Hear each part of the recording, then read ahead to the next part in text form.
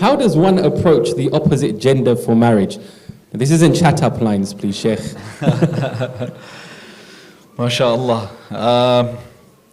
This is actually a very important question, because today people complain, and especially the youth, they complain about the fact that how do I get married when I can't speak, or I'm not supposed to speak to the opposite gender?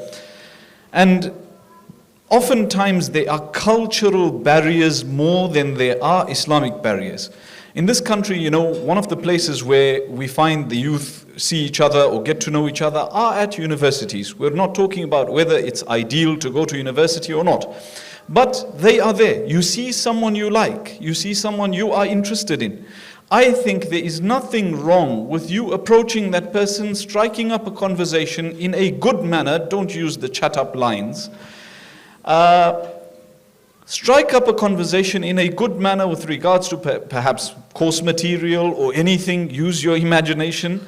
And then when you find the appropriate time, express your intention. Say, I've come because, X, Y, and Z. I have some interest in you. Are you interested? My interest is based on Islam. I'm looking for nikah, etc., etc. So I don't think there would be anything wrong with you doing that, number one. And I say this because many of us feel that I can't approach a sister or I can't approach a brother. But in reality, the other gender is thinking the same. And they also think, hey, we can't, and there's these cultural taboos, etc. Hold on. If you are doing it in a respectful manner, look at Musa alayhi salatu wassalam, which Mufti mentioned. The story of Musa alayhi salatu wassalam, when he sees the two women, he approaches. He says, قَالَ مَا خَطْبُكُمَا? What is your issue? How can I help you? And the end of that is that they get married. So you have to take these steps. That's not the only way. You can approach the uncles and aunties. There are those uncles and aunties in society that are well known to match people together. Approach them, tell them, I'm looking for marriage. And another barrier is that we think that people know what we are thinking. So we tell 2 people and we say, I've told people I want to get married. No, go to 100 people. Go to as many people as possible. Trustworthy people, people that are in your circles. Tell them, look, I'm looking to get married. If you know anyone suitable, then suggest. So do your best. And Allah grant him goodness. My father always says, do your best and to Allah leave the rest. Do your best and to Allah leave the rest. As for social media and getting onto DMs, etc., I encourage you not to do this. I discourage you from doing this because you shouldn't slide. They call it sliding into the DMs. Why are you sliding in the first place?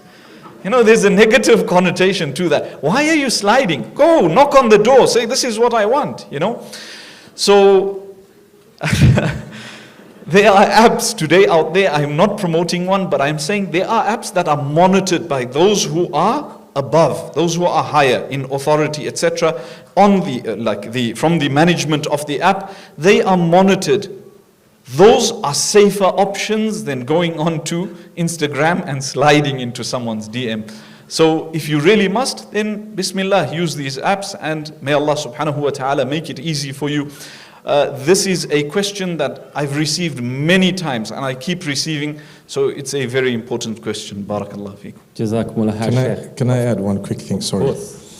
I just want to say that perhaps we should involve our parents early on, very early. Because when you don't, you're bitten a lot of the times.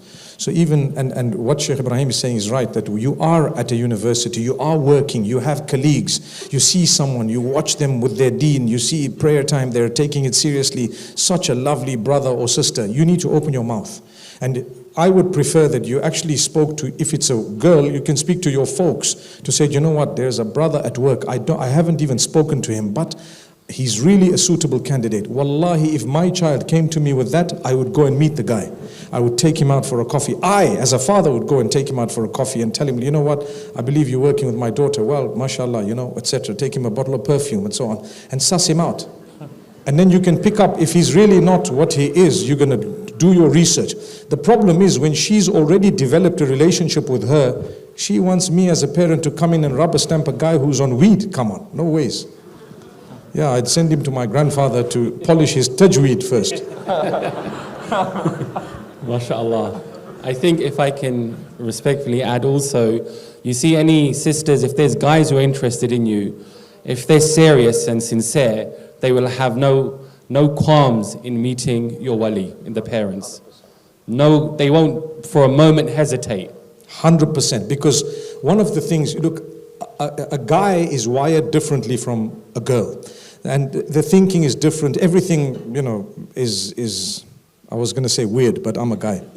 So I tell you what, if you're going to allow them to play with you, wallahi, they will play with you.